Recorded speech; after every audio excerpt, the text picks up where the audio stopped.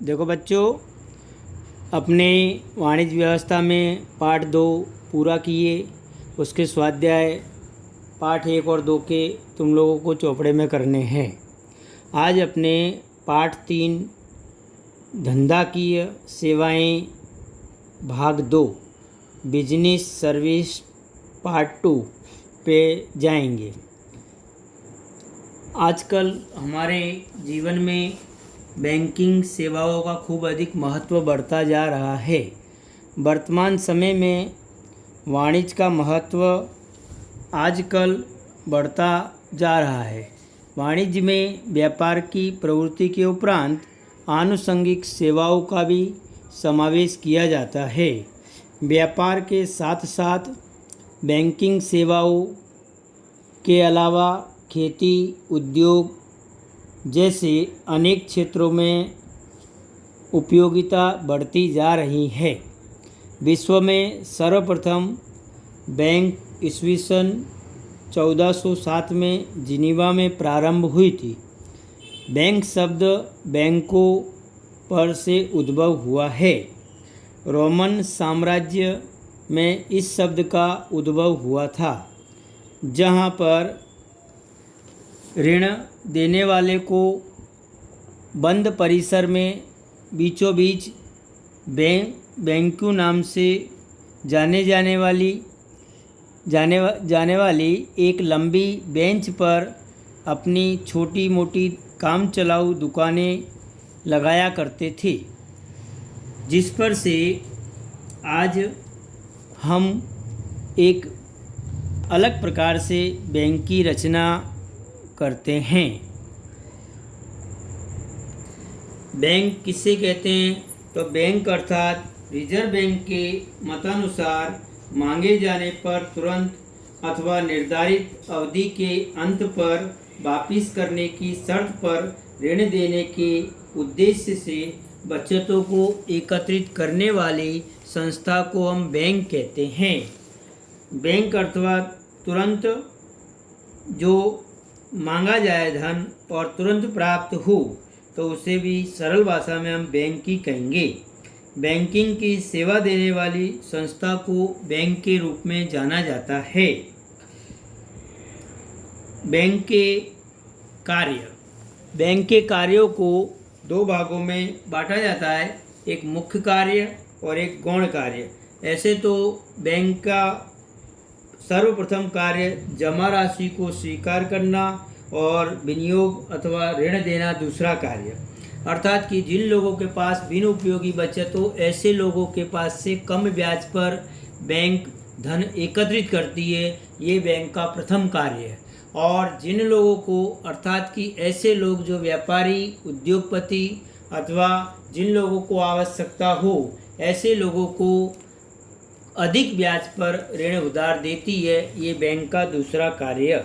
तो कहा जा सकता है कि बैंक का मुख्य कार्य बचत को स्वीकार करना प्रथम, दूसरा कार्य ऋण देना, तीसरा कार्य विनियोग करना और चौथा कार्य अंतर बैंकिंग व्यवहार को करना।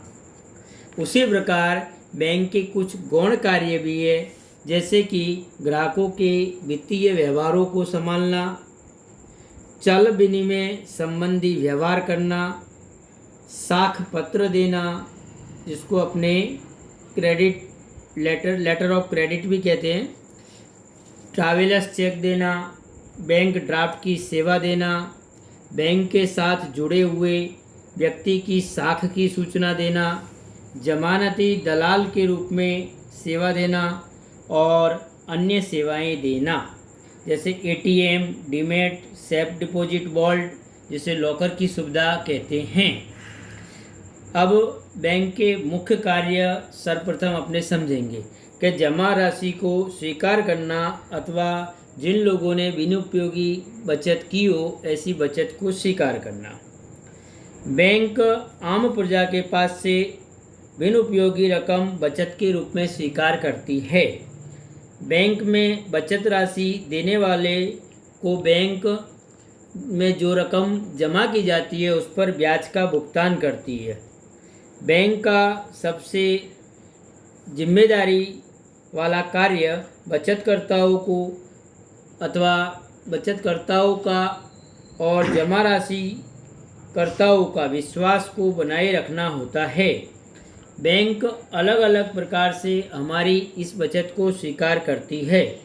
ऐसे तो बैंक 3 प्रकार के खाताओं को खोलकर बचत को स्वीकार करती है, जिसे अपने बचत खाता सेविंग्स अकाउंट कहते हैं, दूसरा अपना चालू खाता जिसे अपने करंट अकाउंट कहते हैं, और तीसरा अपना आरडी अकाउंट अर्थात कि रिकरिंग डिपॉजिट खाता। इन तीनों खाताओं के माध्यम से बैंक बचत को स्वीकार करती है। ये बैंक का प्रथम कार्य। बैंक का दूसरा कार्य ऋण देना। ऋण देना अर्थात कि बैंक ने जो बिन उपयोगी बचत को विविध प्रकार के खाताओं द्वारा स्वीकार किया है, इस प्रकार की बचत द्वारा प्राप्त धन को बैंक जिन लोगों को आवश्यकता हो ऐसे लोगों को ऋण के रूप में उधार देती है। बैंक जमा स्वीकार करके बचतकर्ताओं को ब्याज भी देती है। इसलिए बचतकर्ताओं को जो ब्याज दिया जाता है उस ब्याज की दर की तुलना में अधिक दर से पैसे की आवश्यकता वाले को ऋण देती है। ब्याज दर के अंतर से बैंक लाभ प्राप्त करती है। कहने का अर्थ ये कि बिन उपयोगी बचत को कम ब्याज पर एकत्रित करती है और जिन लोगों को आवश्यकता हो ऐसे लोगों को अधिक ब्याज पर ऋण देती है। इस प्रकार का ऋण बैंक 3 प्रकार से देती है। एक तो लोन द्वारा, ऋण द्वारा, दूसरा बैंक ओवरड्राफ्ट और केस क्रेडिट द्वारा। अब देखो, बैंक ओवरड्राफ्ट दूसरा और केस क्रेडिट तीसरा, 3 प्रकार से ऋण देती है। बैंक कभी कभी जिन लोगों को आवश्यकता हो ऐसे लोगों को दीर्घकालीन समय के लिए अथवा अल्पकालीन समय के लिए ऋण उधार देती है। इस प्रकार के ऋण पर कुछ संपत्तियां गिरवी रखना भी आवश्यक होता है, जबकि कुछ ऋणों पर गिरवी रखने की कोई आवश्यकता नहीं होती। ऐसी प्रकार की लोन या ऋण व्यापारियों को या उद्योगपतियों को दी जाती है, जिसके सामने बैंक उतनी रकम की जमानत भी कभी कभी लेती है। वर्तमान समय में हम अधिकतर देख रहे हैं home loan, car loan, education loan इत्यादि, gold loan, machinery loan, personal loan इत्यादि प्रकार की लोन दी जा रही है, जिससे अपने ऋण द्वारा अथवा लोन द्वारा रकम उधार देना होता है। दूसरा है बैंक ओवरड्राफ्ट।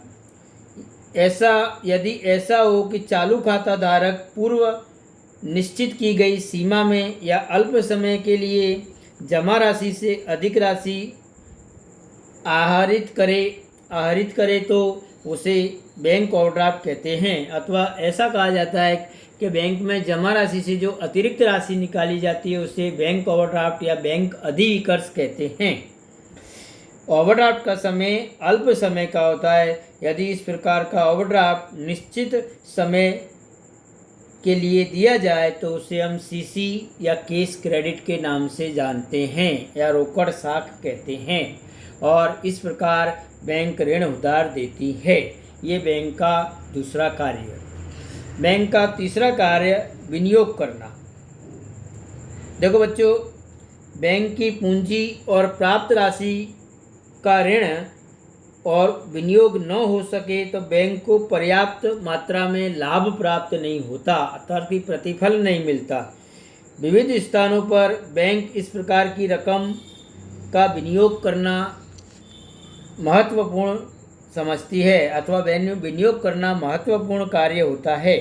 यह विनियोग योग्य गणनाओं के साथ सुरक्षित स्थान पर करना अनिवार्य होता है। बैंक नियम के अनुसार कुल डिपॉजिट की अमुक रकम सरकारी प्रतिभूतियों में विनियोजित करती है, जिन पर ब्याज दर कम होता है, परंतु बैंक में संकट के समय और आकस्मिक आवश्यकताओं के समय इन विनियोगों को तोड़कर तुरंत रकम प्राप्त कर सकती है। द्रव्य की ऐसी व्यवस्था करना अनिवार्य होता है।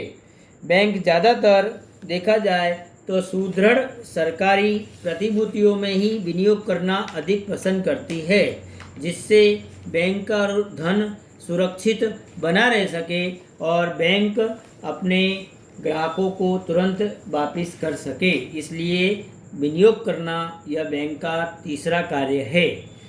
बैंक का चौथा मुख्य कार्य अंतर बैंकिंग व्यवहार करना। अंतर बैंकिंग व्यवहार में अर्थात कि बैंक के मुख्य कार्यों में से एक कार्य बैंक के बीच जो व्यवहार किए जाते हैं उस व्यवहार को हम अंतर बैंकिंग व्यवहार के नाम से जानते हैं। कारण कि प्रत्येक बैंक को कितने ही बार अल्प समय के लिए 24 घंटे के लिए या उससे भी कम समय के लिए धन की तंगी अनुभव होती है। ऐसे समय पर यदि किसी दूसरी बैंक के पास बिन उपयोगी धन पड़ा हो तो उस धन की तुरंत आवश्यकता वाली बैंक को दिया जाता है। यह व्यवस्था केंद्रीय बैंक द्वारा नियुक्त की गई एजेंसियां करती है। इस प्रकार द्रव्य लेने और देने की प्रक्रिया मध्यस्थ बैंक के माध्यम से होती है, रिजर्व बैंक के माध्यम से होती है। द्रव्य लेने वाला या द्रव्य देने वाला एक दूसरे के संपर्क में नहीं आता। इस तरह से बैंक की समस्या का निवारण हो जाता है। इस प्रकार जो रकम मांगी जाती है और तुरंत प्राप्त होती है उसे हम कॉल मनी के नाम से जानते हैं। इस पद्धति से प्राप्त की गई राशि पर ब्याज का भुगतान करना पड़ता है।